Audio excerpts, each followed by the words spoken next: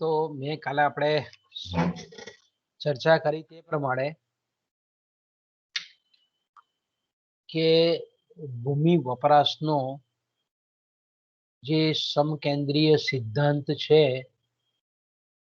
એ ભૂમિ વપરાશનો જે સમકેન્દ્રીય સિદ્ધાંત આપણને એવું સમજાવે છે કે કોઈ પણ શહેરી વિસ્તારમાં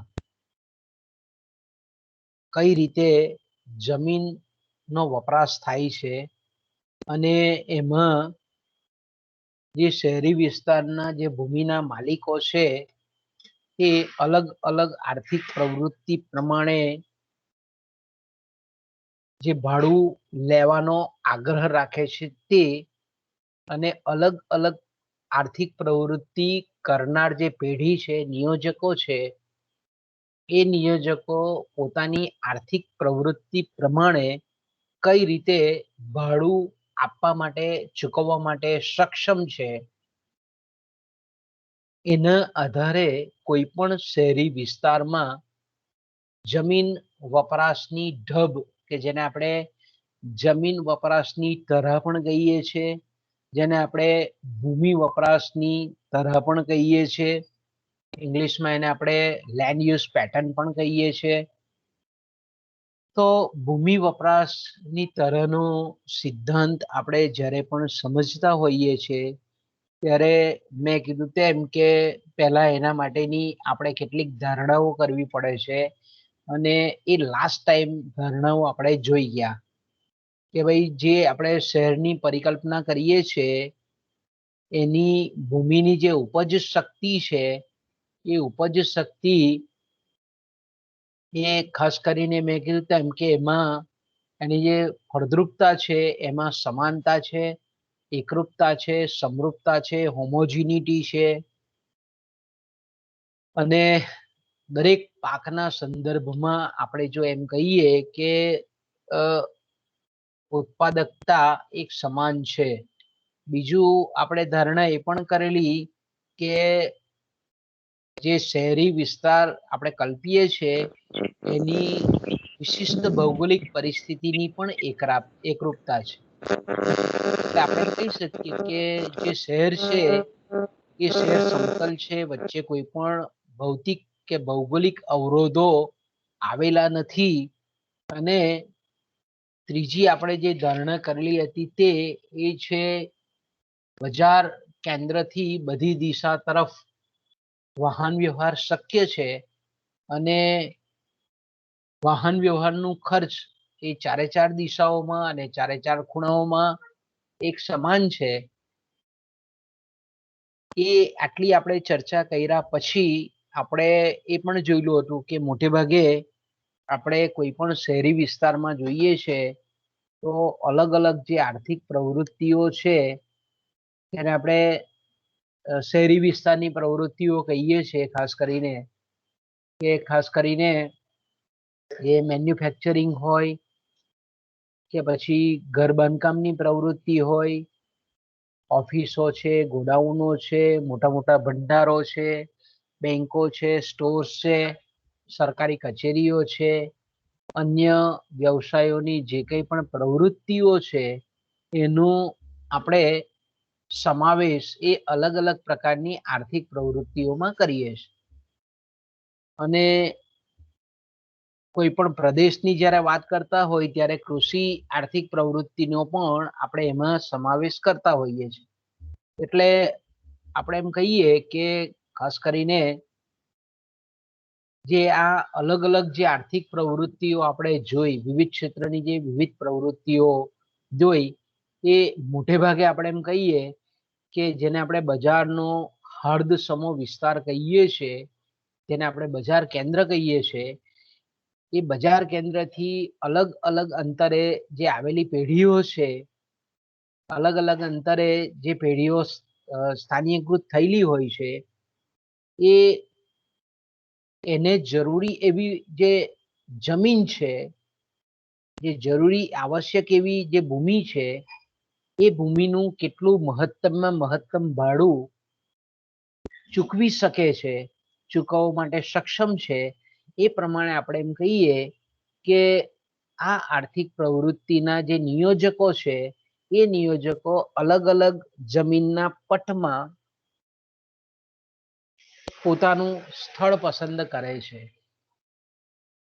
અને આપણે જાણીએ છીએ તે પ્રમાણે કે ભૂમિના જે માલિકો છે તે અલગ અલગ બજાર કેન્દ્રથી એનું જે એકમ આવેલું છે ભૂમિનું એના અનુસાર મોટે ભાગે જમીનના જે માલિકો છે તે અલગ અલગ પ્રવૃત્તિ કે પેઢી પાસેથી વધારેમાં વધારે ભાડું નક્કી કરવાનો આગ્રહ રાખતા હોય છે તો આપણે એમ કહી શકીએ કે દાખલા તરીકે ગઈકાલે આપણે થોડુંક જોયું તે પ્રમાણે કે ધારો કે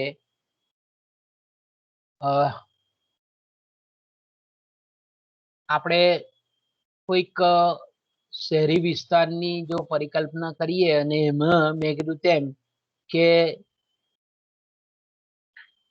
આપણે આ એક ગ્રાફ દ્વારા એને સમજીએ તો આપણને એક્ઝેક્ટલી ખ્યાલ આવે કે ભાઈ આ જે ગ્રાફ છે એમાં આપણે જોઈ શકીએ છીએ કે અહીંયા ઉદ્ગમ બિંદુ છે ધારો કે અહીંયા આપણે ઉદ્ગમ બિંદુ કે જેને આપણે બજારનું હદ કહીએ છીએ એને મુખ્ય જેને આપણે કહીએ કે જ્યાં ખરીદ વેચાણ કેન્દ્ર થતું હોય લોકોની અવર જવર થતી હોય ચીજ વસ્તુઓ અને સેવાઓની આપલે થતી હોય અને આપણે એવો એક શહેરી વિસ્તાર ધારી લીધેલો છે એક શહેર એવું આપણે ધારી લીધેલું છે અને એ શહેરમાં એક જ બજાર કેન્દ્ર છે અને આ બજાર કેન્દ્ર આપણે આ આલેખમાં આપણે ઓ બિંદુથી ઉદ્ગમ બિંદુથી શૂન્યથી બતાવીએ છીએ ધારો ઓકે તો મેં કીધું તેમ કે અમુક પ્રવૃત્તિઓ આર્થિક પ્રવૃત્તિઓ એવી છે કે જે વધારેમાં વધારે ભાડું ચૂકવી શકે એમ છે મોટે ભાગે આપણે જોઈએ છીએ તે પ્રમાણે કે જે બજારનું હદ છે કે જ્યાં આર્થિક પ્રવૃત્તિ ધમધમતી હોય જ્યાં આપણે એમ કહી શકીએ કે ઘણા બધા ખરીદનારાઓ અને વેચનારાઓ એકત્ર થતા હોય તો તેવા સંજોગોમાં આપણે એમ ચોક્કસ રીતે કહી શકીએ કે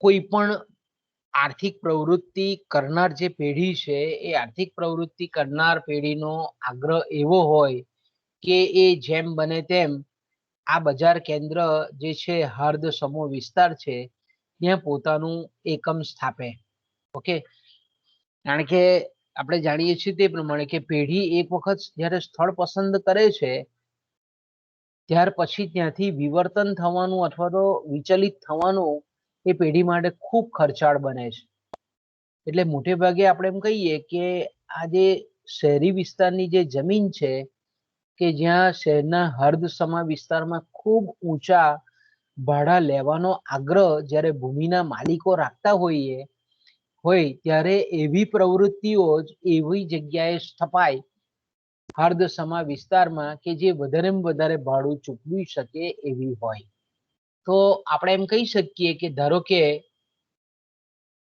આ એક પ્રવૃત્તિ એવી છે કે જે આપણે સૌથી વધારેમાં વધારે ભાડું ચૂકવવા માટે સક્ષમ છે ધારો કે આપણે મૂકીએ અહીંયા ધારો કે આ રીતે એને આપણે બતાવીએ તો કે ભાઈ આટલી અહીંયા આપણે કહીએ કે જો આપણે લખવું હોય તો ખાસ કરીને આકૃતિમાં જો બતાવવું હોય તો અહીંયા આપણે જેને એકર દીઠ ખાસ કરીને એકર દીઠ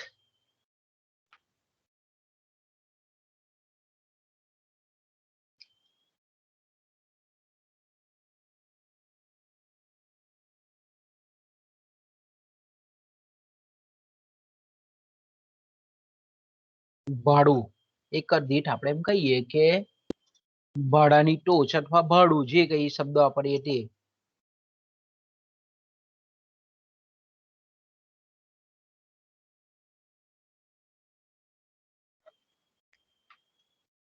ઓકે અહીંયા તમે જોઈ શકો છો કે એકર દીઠ ભાડું અહીંયા આપણે શબ્દ વાપરીએ છીએ, વાય અક્ષ પર લઈએ છીએ એકર દીઠ ભાડું. ઓકે, તો અહીંયા વાય અક્ષ પર આપણે શું લઈએ છીએ તો કે એકર દીઠ ભાડું, એટલે એનો મતલબ એવો થાય કે હવે અહીંયા શબ્દ આપણે વાપરેલો છે એકર દીઠ, કારણ કે આ મેં કીધું તેમ કે આ સિદ્ધાંત જ્યારે અપાયો ત્યારે બહુ ઘણા બધા વર્ષો પહેલા અપાયેલો સિદ્ધાંત છે. હવે શહેરી વિસ્તારમાં એકર દીઠ જમીન લેવી હોય, આજે આપણે સ્ક્વેર ફૂટ કે મીટર પ્રમાણે આપણે ભાડું નક્કી થાય છે. તો આ તો બહુ મોટો યુનિટ કહેવાય જમીનના સંદર્ભમાં, પણ અહીંયા તે વખતે છે એટલે આપણે એને વળગી રહીએ છીએ. જો વર્તમાન સંજોગોમાં આપણે જો આ રીતે બતાવવું હોય તો મોટે ભાગે અહીંયા શું કરવાનું, મીટર દીઠ આવે અથવા તો ફૂટ દીઠ ભાડું, એ રીતે પણ તમે લખી શકો વર્તમાન પરિપ્રેક્ષ્યથી જોઈએ તો આપણે. પણ દાખલા તરીકે મેં કીધું તેમ કે આ બહુ ઘણો બધો જૂનો સિદ્ધાંત છે, એટલે આપણે અહીંયા એકર દીઠ ભાડું જે આપણી બુક્સમાં લખેલું છે તે પ્રમાણે લખી શકીએ. અને અહીંયા આપણે એમ કહીએ કે ખાસ કરીને બજારથી નું અંતર જો આપણે કેવું હોય તો આ રીતે કરી શકીએ કે બજારથી એનું અંતર. ઓકે, તો અહીંયા તમે જોઈ શકો છો કે ધારો કે એક્સ અક્ષ પર બજારથી અંતર, એટલે આ બજાર આપણે ઉદ્ગમ બિંદુ બતાવે છે, મેઇન માર્કેટ હાડ સમૂહ વિસ્તાર, આ બજારથી અંતર. તો આપણે અહીંયા એવી પ્રવૃત્તિઓ સ્થપાય કે જે સૌથી વધારેમાં વધારે ભાડું ચૂકવી શકે એવી પ્રવૃત્તિઓ સ્થપાય. એટલે આપણે અહીંયા લખી શકીએ કે દાખલા તરીકે અહીંયા આપણે એકર દીઠ ભાડું મૂકીએ કે ભાઈ અહીંયા એકર દીઠ ભાડું 50 લાખ રૂપિયા છે.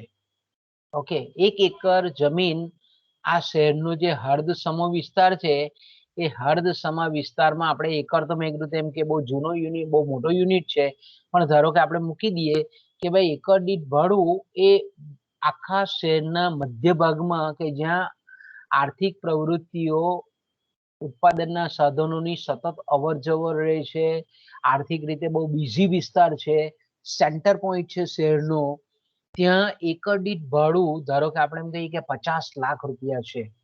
ધારો કે એ સૌથી વધારે ભાડું છે. એ ભાડું આપનારી જે પ્રવૃત્તિઓ છે તે કઈ કઈ છે તો કે ભાઈ ઓફિસો છે, બેંકો છે, LIC છે, વીમા કંપનીઓ છે, મોટી મોટી સરકારી કચેરીઓ છે. આ બધી પ્રવૃત્તિઓ અહીંયા આપણે એમ કહીએ કે આ ભાગમાં આપણને સ્થપાયેલી જોવા મળે છે. તો આપણે એમ કહી શકીએ કે અહીંયા ધારો કે આપણે લખી શકીએ મિનિટ કે બેંકો છે, LICઓ છે, વીમા કંપનીઓ છે, રેલવેની મેઇન કચેરીઓ છે, સરકારી આવકવેરા ખાતાની કે GST ની કે સેન્ટ્રલ એક્સાઇઝ ની કચેરીઓ છે. આ ધારો કે આપણે એમ કહી શકીએ કે આ કચેરીઓ છે. ઓકે, તો અહીંયા સોરી ફરી પાછા આપણે ઓફિસો, ઓકે, ઇંગ્લિશમાં લખી દઈએ એટલે ફટાફટ પતી જાય. ઓફિસીસ, પછી આપણે એમ કહીએ કે banks, insurance company,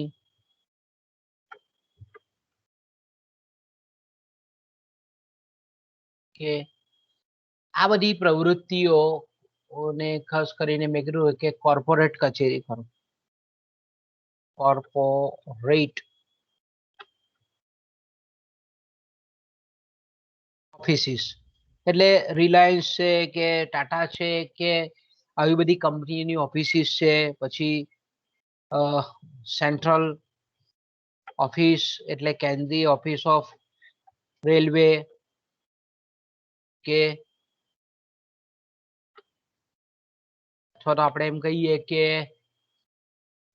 central bank, ઘણી બધી આપણે ચોપડીમાં તો ઘણું બધું ઓછું આપેલું છે. તમે પણ આવી આ જે પ્રવૃત્તિઓ છે એ મોટે ભાગે અહીંયા આપણે કહીએ કે સૌથી વધારે ભાડું ચૂકવવા માટે સક્ષમ છે. ઓકે, ઓકે, ત્યાર પછી આપણે એમ કહીએ કે હર્દ સમા વિસ્તારમાં મેં કીધું તેમ કે લોકોની અવર જવર પુષ્કળ છે. ઓકે, લોકો ખરીદી વેચાણ કરવા માટે પુષ્કળ આવે છે. જથ્થાબંધ વેપારીઓ છે, છૂટક વિક્રેતાઓ છે, પછી ઔદ્યોગિક વસ્તુઓ છે, વપરાશી વસ્તુઓ છે, ફર્નિચર છે, ઇલેક્ટ્રોનિક્સ છે. આ હર્દ સમા વિસ્તારમાં એ આપણે એમ કહીએ કે ઘણા બધા લોકોની ચહલ પહલ ચાલે છે. તો હવે આપણે એમ કહીએ કે આ પ્રવૃત્તિ માટે જરૂરી માલ સામાન ઓછા હેરફેર ખર્ચે મળી રહે એના માટે આપણે એમ કહીએ કે આ પ્રવૃત્તિ જેટલું એકર દીઠ ઊંચું ભાડું ચૂકવી શકે છે એના કરતા ઓછું ભાડું ચૂકવતી પણ જેને જગ્યા મોટી જોઈતી હોય એવી આર્થિક પ્રવૃત્તિઓ આપણે એમ કહીએ કે આ જેટલું ભાડું ચૂકવી શકે છે એકર દીઠ એના કરતા ઓછું ચૂકવી શકે એવી સક્ષમ છે એ પ્રવૃત્તિઓ ધારો કે આપણે એમ કહીએ કે અહીંયા સ્થપાતી આપણને જોવા મળે છે. ઓકે, તો આપણે અહીંયા સરળતા ખાતર ધારો કે આપણે અહીંયા કરી લઈએ તો આપણે એમ કહી શકીએ કે આ જે જંકશન છે આપણી પાસે, બરાબર, આપણે લીટી દોરી દઈએ આપણે અહીંયા, તો આપણે એમ કહી શકીએ કે OK1. ઓકે, OK1 એટલે શું બતાવે છે આપણે તો કે ભાઈ જે હર્દ સમૂહ વિસ્તાર છે, સેન્ટર પોઈન્ટ છે, એ સેન્ટર થી OK1 જમીનનો પટ્ટો જેને આપણે કહીએ સર્કલ. ઓકે, તો અહીંયા દાખલા તરીકે 2 કિલોમીટર પણ હોઈ શકે, 5 કિલોમીટર પણ હોઈ શકે, 10 કિલોમીટર, જેવું જેવું શહેરનું કદ. તો કે ભાઈ અમદાવાદ છે મેગા સિટી છે, બોમ્બે છે તો બહુ મોટી સિટી છે, દિલ્હી છે તો મોટી સિટી છે, તો એનો હર્દ સમા વિસ્તારની આજુબાજુ આ હર્દ સમો વિસ્તાર છે. તો આખો હર્દ સમો વિસ્તાર આપણે એમ કહીએ કે 10 કિલોમીટરના ત્રિજ્યામાં પણ હોઈ શકે. તો આ અંતર આપણે એમ કહીએ કે 10 કિલોમીટર પણ હોઈ શકે, 15 કિલોમીટર પણ હોઈ શકે, 20 કિલોમીટર પણ હોઈ શકે, એટલા માટે એને K1 તરીકે બતાવેલું છે. એટલે આપણે એમ કહી શકીએ કે આખો જે વિસ્તાર છે તે 10 કિલોમીટરના વર્તુળાકારમાં આવેલો વિસ્તાર છે આ આખો. તો આપણે એમ કહીએ કે અહીંયા આવી પ્રવૃત્તિઓ સ્થાનીયકૃત થાય છે અને ભૂમિનો વપરાશ કરે છે. કેમ કરે છે તો કે ભાઈ વધારેમાં વધારે ભાડું ચૂકવવા માટે આ પ્રવૃત્તિઓ સક્ષમ છે એટલા માટે. ઓકે, એના કરતા ઓછું ભાડું ચૂકવવા માટે સક્ષમ છે પણ આ પ્રવૃત્તિને જેટલી જગ્યા જોઈએ એના કરતા થોડી જમીનનું કદ, ભૂમિનું પ્રમાણ એને વધારે જોઈએ છે. એટલે એવી પ્રવૃત્તિઓ જેમાં મેં કીધું તેમ કે એમાં ખાસ કરીને જો આપણે વાત કરીએ અહીંયા આ ભાગમાં, તો આપણે એમ ચોક્કસ રીતે કહી શકીએ કે અહીંયા જે મેન્યુફેક્ચરિંગ છે, મેન્યુફેક્ચરિંગ યુનિટો, એને એકમો આપણે કહીએ યુનિટ્સ, અને આપણે એમ કહીએ કે અલગ અલગ પ્રકારના જેને આપણે ગોડાઉનો કહીએ છીએ, એને આપણે શું કહીએ છીએ? ગોડાઉનો.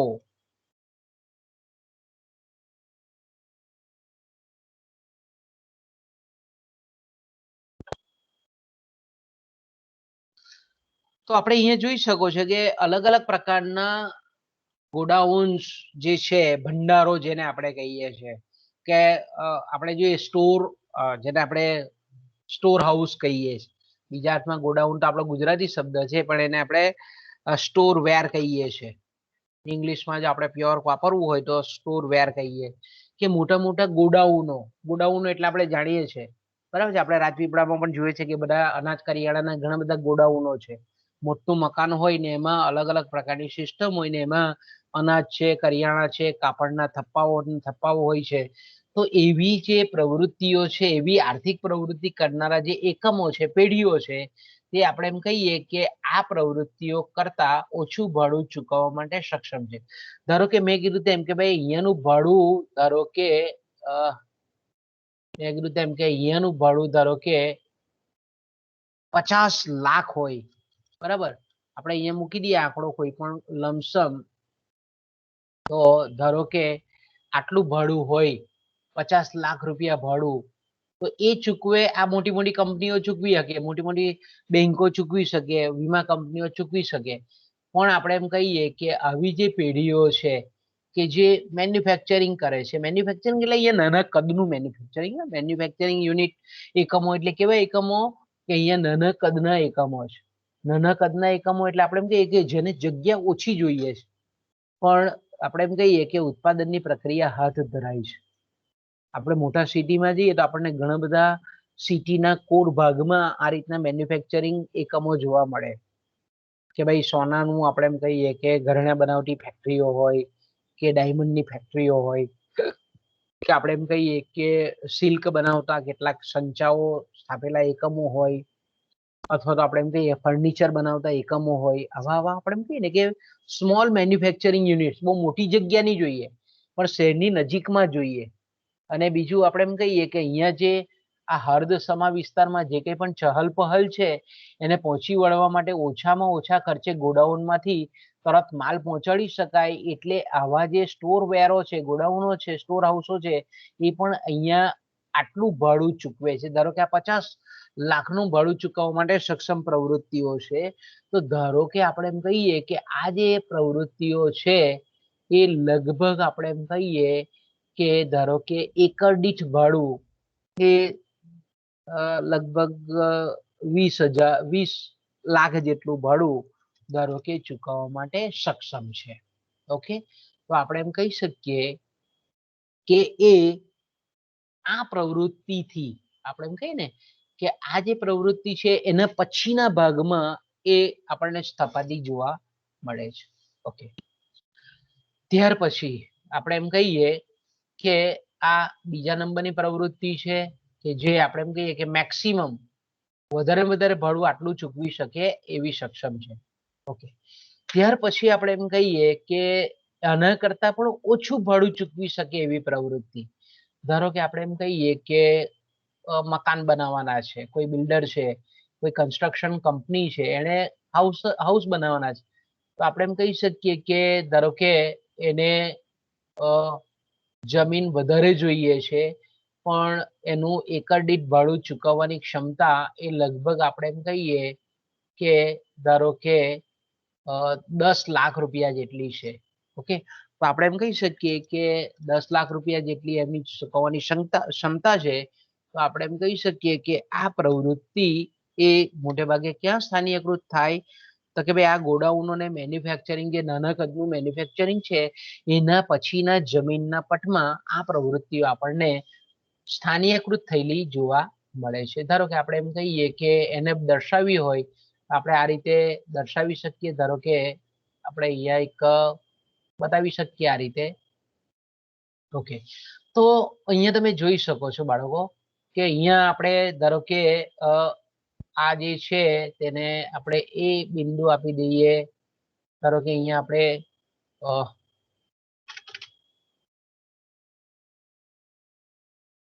ધારો કે અહીંયા આપણે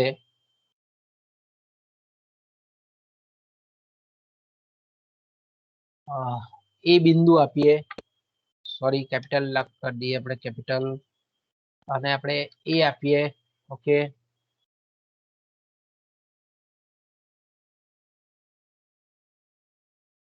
આ જે પોઈન્ટ છે તેને આપણે એ કહીએ કે ઓ એ જેટલું 50 લાખનું આપણે કાલ્પનિક મૂકેલું છે ભાડું એકર દીઠ, એ આટલું એ ચૂકવે છે ધારો કે આપણે એમ કહીએ. અને પછી અહીંયા આપણે બી આપી દઈએ. અહીંયા ધારો કે કોઈક બીજો કલર લઈ લઈએ આપણે અને અહીંયા આપણે બી આપી દઈએ. તો આ બી પહેલો પોઈન્ટ અહીંયા છે, બીજો પોઈન્ટ આપણે એમ કહીએ કે અહીંયા ધારો કે પહેલો પોઈન્ટ અહીંયા છે, તો બીજો પોઈન્ટ ખાસ કરીને આપણે એમ કહીએ કે અહીંયા આવેલો છે. આ બીજો પોઈન્ટ છે તે ધારો કે અહીંયા છે અને આપણે બી કહીએ છીએ. આ ત્રીજો પોઈન્ટ, આ ત્રીજું જંકશન આપણે મૂકી દઈએ અહીંયા. તો ત્રીજું જંકશન એને આપણે અહીંયા ધારો કે રેડથી બતાવીએ, જે સી છે. તો આ જે ભાગ છે અહીંયાથી તમે જુઓ તો OK1 માં આપણે આ બધી પ્રવૃત્તિઓ સ્થાનીયકૃત થયેલી છે. પછી અહીંયા ધારો કે મેં કીધું તેમ કે ધારો કે આ પટ છે K2, OK2 એટલે કે K1 થી માંડીને K2 સુધી આપણે આટલો જે ડિસ્ટન્સ છે તે આ ડિસ્ટન્સ 2 કિલોમીટર પણ હોઈ શકે, 5 કિલોમીટર પણ હોઈ શકે, કે અહીંયા ખાસ કરીને આ જે મેન્યુફેક્ચરિંગ એન્ડ ગોડાઉનો છે એ આટલા જમીનના પટ્ટામાં સ્થાનીયકૃત થાય છે પેઢીઓ બધી, આ પ્રવૃત્તિ કરનારી પેઢીઓ. ઓકે, ત્યાર પછી મેં કીધું તેમ કે એકર દીઠ 10 લાખનું ભાડું ચૂકવી શકે એવી જે ઘર બાંધકામની પ્રવૃત્તિઓ છે તેની મહત્તમ ભાડું ચૂકવવાની ક્ષમતા આટલી છે, આટલી. ધારો કે આપણે એમ કહીએ કે આટલી મેક્સિમમ ભાડું ચૂકવવા માટે સક્ષમ છે, તો આપણે એમ કહી શકીએ કે એ જે જમીન પસંદ કરે છે તો અહીંયા આપણે કોઈ પણ અહીંયા પોઈન્ટ મૂકી શકીએ આપણે કે ભાઈ આટલો જે ભાગ છે એ આપણે પછી એને એટેચ કરી દઈએ. ધારો કે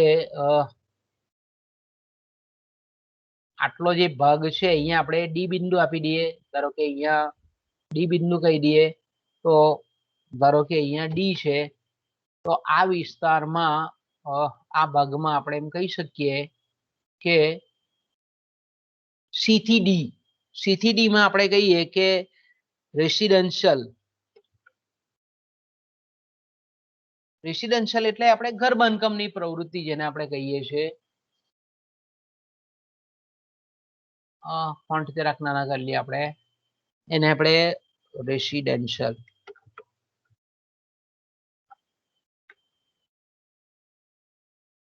એક્ટિવિટી એટલે ઘર બાંધકામની પ્રવૃત્તિ, એટલે સોસાયટીઓ અને એપાર્ટમેન્ટ જે બને તેને આપણે અહીંયા મૂકીએ. ધારો કે આ ભાગમાં આ એરિયામાં આપણે કહીએ તો અહીંયા ધારો કે આપણે બ્લેક કરી દઈએ અને આ જે ભાગ છે અહીંયા આટલા એરિયામાં સી થી ડી એટલે આપણે એમ કહીએ કે K2 થી K3 આ જે આખો જમીનનો પટ્ટો છે એ મેં કીધું તેમ કે ગમે તેટલા કિલોમીટર હોઈ શકે, આખો રાઉન્ડ એ અહીંયા 4 કિલોમીટર પણ હોય, જેવું જેવું શહેરનું કદ. તો આપણે એમ કહીએ કે ઘર બાંધકામની પ્રવૃત્તિ આપણને આ જગ્યાએ સ્થાનીયકૃત થતી જોવા મળે. કેમ જોવા મળે?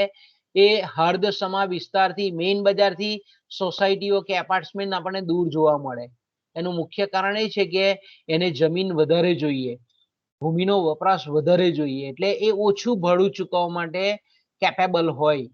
કારણ કે બિલ્ડરો જ્યારે આપણે એમ કહીએ કે મકાનો બાંધતા હોય, સોસાયટી એરિયા, રેસિડેન્શિયલ એરિયા બનાવતા હોય, ત્યારે એને જમીન વધારે જોઈએ, તો એકર દીઠ ઓછું ભાડું ચૂકવવા માટે સક્ષમ છે.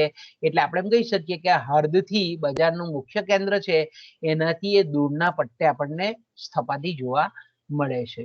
એ જ રીતે આપણે એમ કહીએ કે ત્યાર પછી ઓકે, તો કે ભાઈ આટલું બી ભાડું ચૂકવવા માટે સક્ષમ નથી એવી પ્રવૃત્તિઓ, તો કે ભાઈ એના કરતા ઓછી આપણે એમ કહીએ કે ધારો કે આટલું જ ભાડું ચૂકવવા માટે સક્ષમ છે.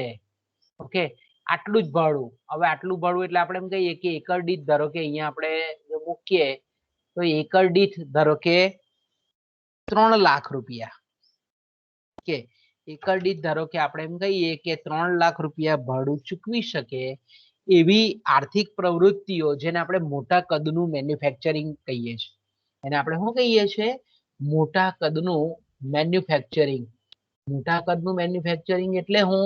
તો કે ભાઈ બહુ મોટી મોટી આપણે અંકલેશ્વર GIDC માં નીકળીએ છીએ તો આપણને લ્યુપિન દેખાય છે, પછી આપણે એમ કહીએ સન ફાર્માસ્યુટિકલ દેખાય, આપણને એશિયન પેઇન્ટ્સનું એકમ દેખાય, કે જે ઘણા બધા માળ ધરાવતા બહુ મોટો જાયન્ટ પ્લાન્ટ ધરાવતા એકમો હોય. તો હવે એને જગ્યા બહુ જોઈએ, અને જગ્યા બહુ જોઈએ, અને બીજું આપણે એમ કહીએ કે જ્યાં લોકોની ચહલ પહલ નહીં હોય એવી ઓછી જગ્યાએ આપણે એમ કહીએ કે શહેરથી થોડાક દૂરના અંતરે આ સ્થપાવવાની આપણે એમ કહીએ કે સ્થપાતી આપણને જોવા મળે. કેમ? તો કે ભાઈ ભૂમિનું જે એકર દીઠ ભાડું છે તે ઓછું ચૂકવવા માટે સક્ષમ છે. એટલી એવી પ્રવૃત્તિઓ જે છે એ આપણે એમ કહીએ કે ધારો કે અહીંયા આપણે મૂકી દઈએ એક જંકશન પોઈન્ટ, અહીંયા આપણે ખરેખર એકચ્યુઅલી ડી અહીંયા આવે, આ જગ્યાએ આપણે આગળ દોરી દીધું, કઈ વાંધો નહીં. પણ ધારો કે અહીંયા એક આપણે લીટો પાડી દઈએ કે ધારો કે આ ભાઈ જોઈએ આપણે તો ડી થી ઈ સુધીનું અંતર. ઓકે, તો ડી થી ઈ સુધીના અંતરમાં મેં કીધું તેમ કે ખાસ કરીને એવી આર્થિક પ્રવૃત્તિઓ આપણને સપાટી જોવા મળે કે જ્યાંથી કરીને ખાસ કરીને બિગ મેન્યુફેક્ચરિંગ પ્લાન્ટ, જેને આપણે મોટા કદનું બિગ મેન્યુફેક્ચરિંગ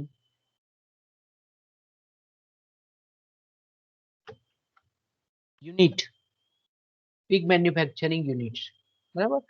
એટલે મોટા કદના જે પ્લાન્ટ છે તે સુગર ફેક્ટરી, દાખલા તરીકે આપણે ધારીખેડાની સુગર જુઓ કે ઉમરલાની આપણે એમ કહીએ કે આરપીએલ કંપની જોઈએ, આવા જેને મોટા કદના પ્લાન્ટ કહીએ છીએ એ મોટે ભાગે ક્યાંથી, તો કે ડી થી ઈ ના વચ્ચેના ભાગમાં સ્થપાય. એટલે અહીંયા આપણે એને આ રીતે નામ પણ આપી શકીએ K4 વિસ્તારમાં, આપણે કે થી K4 વિસ્તારમાં એ આપણને સ્થાનીયકૃત થયેલું જોવા મળે. ઓકે, ત્યાર પછી આપણે એમ કહીએ કે લાસ્ટમાં જે જમીન વપરાશની ઢબ આપણને શહેરી વિસ્તારમાં જોવા મળે છે એ ધારો કે આપણે એમ કહીએ કે બહુ ભાડું ઓછું ચૂકવવા માટે કેપેબલ છે, ઓછામાં ઓછું ભાડું. આપણે એમ કહી શકીએ કે એ ઓછામાં ઓછું ભાડું, તો ધારો કે એકર દીઠ, ધારો કે અહીંયા આપણે મૂકી દઈએ કે 50,000 રૂપિયા ચૂકવવા માટે સક્ષમ છે. એકર દીઠ ભાડું કેટલું ચૂકવવા માટે સક્ષમ છે, તો કે ભાઈ 50,000 રૂપિયા ભાડું ચૂકવવા માટે સક્ષમ છે. એવી જે પ્રવૃત્તિઓ છે તે આપણે એમ કહીએ કે ઈ પછીના તમામ વિસ્તારમાં, એટલે પછી અનંત વિસ્તારમાં આપણે બતાવવું હોય તો અહીંયા એફ બતાવી શકીએ કે ભાઈ અહીંયા એફ છે, ઈ થી એફ સુધી, તો કે ભાઈ ઈ થી એફ સુધી તમામ વિસ્તારમાં આપણને કૃષિ, જેને ફાર્મિંગ કહીએ છીએ આપણે, કૃષિ ક્ષેત્રની પ્રવૃત્તિઓ આપણને અહીંયા સ્થપાયેલી જોવા મળે છે આ વિસ્તારમાં. ઓકે, તો અહીંયા આપણે એમ કહી શકીએ કે આ રીતે આપણને અહીંયા એગ્રીકલ્ચર સેક્ટર, અહીંયા કૃષિ વિષયક પ્રવૃત્તિઓ સ્થાનીયકૃત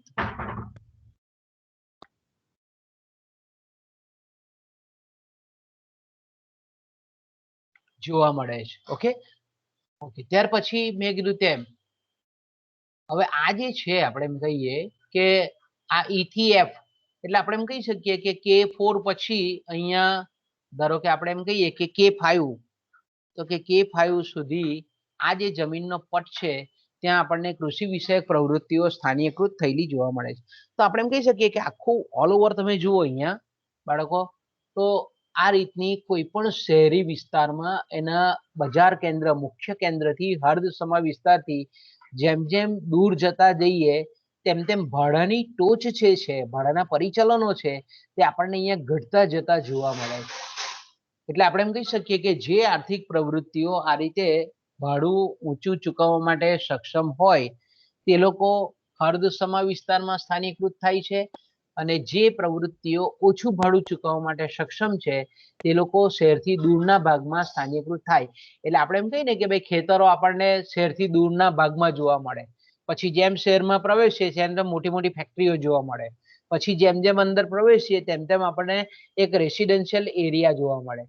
હવે આપણે એમ કહીએ કે આપણે વર્તુળ મૂકીએ, બરાબર, અને વર્તુળની જે એક ટોચ છે આપણે જેને પરિકર કહીએ છીએ, એ પરિકરને આપણે ઉદ્ગમ બિંદુએ મૂકીએ અને પછી જો આપણે આખું ચાપ દોરીએ તો આપણને અહીંયા તમે જોવા મળે છે કે આખો ફરતો જો આપણે ચાપ દોરીએ તો આપણને અહીંયા એક સમગ્ર આપણે એમ કહીએ ને કે આ રીતનું, જે આપણે મેં સ્ક્રીન પર તમે જુઓ કે ફ્રન્ટ પેજ પર મૂકેલું છે, તો આ એનો મુખ્ય વિસ્તાર આપણે એમ કહીએ, હર્દસમો વિસ્તાર કહીએ. આ ખાલી કલ્પના કરી લઈએ, એકચ્યુઅલી ઇમેજ છે તો કોઈ શહેરની, પણ અહીંયા આપણે માની લઈએ કે ભાઈ આ સેન્ટર પોઈન્ટ છે, અહીંયા જે પ્રવૃત્તિઓ છે બહુ બજાર પુષ્કળ ધમધમે છે. આ સેકન્ડ વિસ્તારમાં આપણે કહીએ કે ગોડાઉનો છે, ધીરે ધીરે આપણે એમ કહીએ કે પછી બાંધકામ રેસિડેન્શિયલ એરિયા, પછી જેમ જેમ રોડ પર નીકળતા જઈએ તેમ તેમ મોટા બિગ પ્લાન્ટ જોવા મળે ને પછી આપણે એમ કહીએ કે કૃષિ વિષયક પ્રવૃત્તિ જોવા મળે. ધારો કે આપણે એમ કહીએ કે આ જે મેં કીધું તેમ કે આ જે આપણે છે, આ જે દોરી આપણે અહીંયા પરિકર મૂકીએ ને પછી જો એને આપણે સર્કલ ફેરવીએ, એનું વર્તુળ બનાવીએ તો આપણને એનું ચિત્ર આ રીતે આપણને જોવા મળે. આ રીતે આપણને વિમાન માર્ગે ઉપરથી લીધેલું હોય એ રીતે આપણને ભૂમિ વપરાશની તરહ જોવા મળે. ઉપરથી જ આપણે વિમાનમાંથી જે લીધેલું છે, આપણે ગૂગલ મેપ છે, ગૂગલ અર્થ છે, આપણે જોઈએ છે કે ભાઈ આપણને એ રીતનું જોવા મળે છે. તો આ મેં કીધું તેમ કે અહીંયાથી 0 થી આપણે આમ જો એને આમ ચરે દિશામાં જો ફેરવીએ વર્તુળને, તો આપણને ભૂમિ વપરાશનું ચિહ્ન આ રીતે મળે કે ભાઈ આ હર્દ સમ વિસ્તાર છે, એનાથી આપણે અહીંયા કહીએ અને ઓ બિંદુ આપી દઈએ, તો આ જે પટ્ટો છે આખો એ K1 છે. પછી આ K1 થી K2, K2 થી K3, K3 થી K4 અને પછી આપણે કહીએ K5. અહીંયા પ્રિન્ટિંગ મિસ્ટેક છે, બાકી K1 ક્યાં આવે? આ બોર્ડર પર આવે, અંદરની બોર્ડર પર. પછી K2 અહીંયા આવે, K3 અહીંયા આવે, અને K4 અહીંયા આવે, અને K5 પછી બહાર બતાવવું પડે. એટલે આપણે એમ કહી શકીએ કે આ રીતે જે અહીંયા આપણે 0 થી K1, 0 થી આપણે K1 થી K2, K2 થી K3, K3 થી K4 આ રીતે આપણને લેન્ડ યુઝ થતી જોવા મળે. ઓકે, તો મિત્રો આ રીતે આપણે એમ કહીએ કે જે જમીન વપરાશની તરહ જોવા મળે છે, તો એ તરહ જેને આપણે સ્પેશિયલ ઇક્વિલિબ્રિયમ કહીએ છીએ, સ્થળ વિષયક સમતુલા, ત્યારે જ આપણે સમજાવી શકીએ કે એમાં એક વખત કોઈ પણ આર્થિક પ્રવૃત્તિની જે પેઢી છે એણે જે સ્થળ પસંદ કરેલું છે, એ સ્થળ પસંદમાંથી અન્યત્ર વિવર્તિત થવાનું આકર્ષણ નહીં રહેવું ખૂબ જરૂરી છે. કે દાખલા તરીકે મેં કીધું તેમ કે અહીંયા છે તો ઓફિસો છે, બેંકો છે, સ્ટોર છે, મોલ છે, પછી મોટી મોટી સરકારી કચેરીઓ છે, એણે એક વખત જમીન પસંદ કરી લીધી, પછી અહીંયાથી વિવર્તિત થવાનું આ નીચેના એરિયામાં કેમ નહીં જાય, એના માટે આપણે કેટલીક શરતો અહીંયા મૂકવી પડે. જો શરતોનું પાલન થાય તો જ આ પ્રકારની જમીન વપરાશની તરહ આપણને જોવા મળે, અન્યથા જોવા મળે નહીં. તો આપણે એમ કહી શકીએ કે આ શરતો જે છે એ શરતોમાં આપણે એમ કહીએ કે પહેલી જે શરત છે કે દરેક પેઢી જે છે એ દરેક પેઢી કેવી હોવી જોઈએ? ન્યૂનતમ કદની હોવી જોઈએ. ન્યૂનતમ કદ એટલે હું તો કે દરેક પેઢી જે કંઈ પણ ઉત્પાદન પ્રવૃત્તિ હાથ ધરે છે એમાં જે સાધનોનું સંયોજન કરે છે એ ઓછામાં ઓછા લઘુત્તમમાં લઘુત્તમ ખર્ચે સંયોજન કરતી હોવી જોઈએ. જેમાં આપણે કહીએ કે પૂર્ણ હરીફાઈ વાળા બજારમાં જે રીતે આપણે ન્યૂનતમ કદની પેઢી એટલે ઓછામાં ઓછા સરેરાશ ખર્ચે ઉત્પાદન કરતી જે પેઢીઓ છે તે. બીજું આપણે એમ કહી શકીએ કે દરેક પેઢી એ ન્યૂનતમ ખર્ચે ઉત્પાદનના સાધનોનું સંયોજન કરે છે. એનો મતલબ એમ કે એવું ઉત્પાદનનું એવું ઈંધણ પસંદ કરે છે કે જ્યાં એ મહત્તમમાં મહત્તમ નફો મેળવે છે. એટલે મેં કીધું તેમ કે આ કોઈ પણ જગ્યાએ એ સ્થળ પસંદ કરે છે ત્યાં એ ન્યૂનતમ કદની પેઢી છે, ઓછામાં ઓછા સરેરાશ ખર્ચે, ઓછામાં ઓછા એકમ દીઠ ખર્ચે પોતાની જમીનનું એકમ એ પસંદ કરે છે. અને અહીંયા જે પસંદ કરે છે ત્યાં એને મહત્તમમાં મહત્તમ નફો મળે છે. બીજું એવું કોઈ પણ સ્થળ નથી કે જ્યાં એ જમીનનું જે ભાડું ચૂકવે છે એની તુલનામાં એને નફો, મહત્તમ નફો પ્રાપ્ત થાય છે. આ દરેક આર્થિક પ્રવૃત્તિઓ એવા ઇષ્ટતમ સ્થળ પર સ્થપાયેલી છે કે જ્યાં ઉત્પાદનના સાધનોનું આપણે એમ કહીએ કે જમીન હોય, શ્રમિકો હોય કે મૂડી સાધનો હોય, એનું એ ઓછામાં ઓછા ખર્ચે અહીંયા સંયોજન કરે છે કે જેથી કરીને એકમ દીઠ લઘુત્તમમાં લઘુત્તમ ખર્ચ એટલે કે મહત્તમમાં મહત્તમ પ્રોફિટ એને મળે છે. તો આકર્ષણ કેમ નહીં રહે? કારણ કે અહીંયા આ એક જ સ્થળ એવું છે જ્યાં આ પ્રવૃત્તિઓ પોતાનું જે સ્થળ પસંદ કરે છે એ પ્રવૃત્તિ જ એવી છે કે જ્યાં ઓછામાં ઓછા ખર્ચે ઉત્પાદન કરવા માટે સક્ષમ છે. ઓકે, બીજું આપણે એમ કહી શકીએ કે એક જ વસ્તુની ઉત્પાદન કરતી જે પેઢીઓ છે એ વિવિધ વિસ્તારમાં સ્થળ પસંદગી અંગે તટસ્થ વલણ ધરાવતી હોવી જોઈએ. એટલે આપણે એમ કહી શકીએ કે દાખલા તરીકે કાપડ છે, તો કાપડ જે ઉત્પાદન કરતી પેઢી છે એ કોઈ પણ જગ્યાએ આપણે એમ કહીએ કે સ્થળ પસંદ કરતી હોય ત્યારે એનું વલણ આપણે એમ કહીએ કે ખર્ચ અને આવકના પરિપ્રેક્ષ્યમાં એ તટસ્થ હોવું જોઈએ. એટલે આપણે એમ કહી શકીએ કે તટસ્થ હોવું જોઈએ એનો મતલબ શું થાય કે એક વખત એણે પોતાની સ્થળ પસંદગી કરી, એ પેઢીએ આવક અને ખર્ચના વિશ્લેષણને અંતે એવું નક્કી કર્યું કે ભાઈ આ જગ્યાએ મને આટલો ખર્ચ લાગુ પડે છે, અન્યત્ર આપણે એમ કહી શકીએ કે જો અન્યત્ર રોકવા આ જો સાધનોનું સંયોજન કરી અને પ્લાન્ટ જો કાર્યરત કરવામાં આવશે તો ત્યાં આટલો ખર્ચ એટલે કે જે દરે ખર્ચનો વધારો થાય છે એ દરે આપણે એમ કહીએ કે દર કેવો હોવો જોઈએ? તટસ્થ હોવો જોઈએ, સમાન હોવો જોઈએ. એ દરેક એટલે કહેવાનો મતલબ એવો થાય કે ધારો કે મેં કીધું તેમ કે અહીંયા મેન્યુફેક્ચરિંગ અને ગોડાઉનો છે, બરાબર? હવે ગોડાઉન દરેક વસ્તુના ગોડાઉનો, એ પછી આપણે શાકભાજીનું ગોડાઉન હોય કે અનાજ કરિયાણાનું હોય કે કાપડનું હોય, એ દરેક જે આવા દરેક વસ્તુના જે ગોડાઉનો છે એ ગોડાઉનો સ્થાપતી જે પેઢીઓ છે એ આપણે એમ કહી શકીએ કે જ્યારે પણ પોતાનું એકમ સ્થાપવાનું વિચારે છે ત્યારે તટસ્થ હોવી જોઈએ. ઇન શોર્ટ આપણે કેવી હોવી જોઈએ? ન્યુટ્રલ હોવી જોઈએ, તટસ્થ હોવી જોઈએ વિવિધ વિસ્તારોમાં. ઓકે. ત્રીજી જે ધારણા છે કે દરેક સ્થળે એ શહેરના હાર્દસમા વિસ્તારની નજીક હોય કે દૂર હોય, પણ દરેક સ્થળે જે ભૂમિ વપરાશની જે તરાહ છે એ તરાહમાંથી આપણે એમ કહી શકીએ કે ભૂમિ વપરાશની તરાહ માટે જે ભૂમિના માલિકો છે